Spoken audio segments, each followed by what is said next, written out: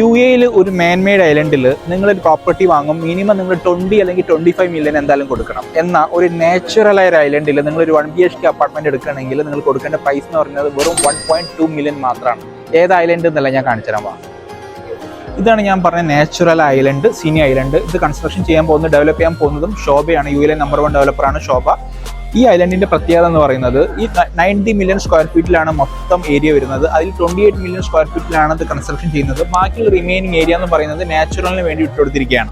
ഇനി വേറൊരു കാര്യം പറയാം, ലോകത്തിലെ തന്നെ ഏറ്റവും വലിയ കസിനോ വരാൻ പോകുന്നത്, വിൻ കസിനോ വരാൻ പോകുന്നത് റാസ് അൽ ഖൈമയിലെ മർജാൻ ഐലൻഡിലാണ്. സിനി ഐലൻഡിൽ നിന്നും ബോട്ട് വഴിയാണെങ്കിൽ വിൻ കസിനോയിലേക്ക് വെറും 5 മിനിറ്റും, ഇനി റോഡ് വഴിയാണെങ്കിൽ വെറും 10 മിനിറ്റും മാത്രമേ ഉള്ളൂ.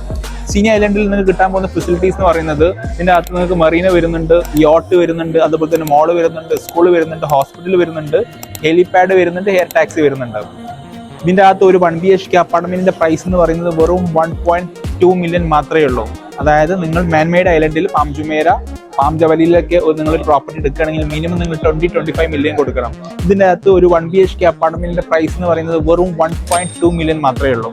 40% ഡ്യൂറിംഗ് കൺസ്ട്രക്ഷനും ബാക്കിയുള്ള റിമൈനിങ് ഏരിയ 60% നിങ്ങൾ ഹാൻഡ് ഓവർ സമയത്ത് മാത്രം കൊടുത്താൽ മതി. 40% അടയ്ക്കാൻ നിങ്ങൾക്ക് 3 വർഷം സമയമുണ്ട്. അപ്പം ഇത് വളരെ നല്ലൊരു ഇൻവെസ്റ്റ്മെന്റ് പർപ്പസ് ആണ്. നിങ്ങൾക്ക് ഈ നാച്ചുറൽ ഐലൻഡിൽ ഒരു അപ്പാർട്ട്മെന്റ് വേണമെന്നുണ്ടെങ്കിൽ താഴെ കാണുന്ന നമ്പറിൽ തന്നെ കോൺടാക്ട് ചെയ്യാം.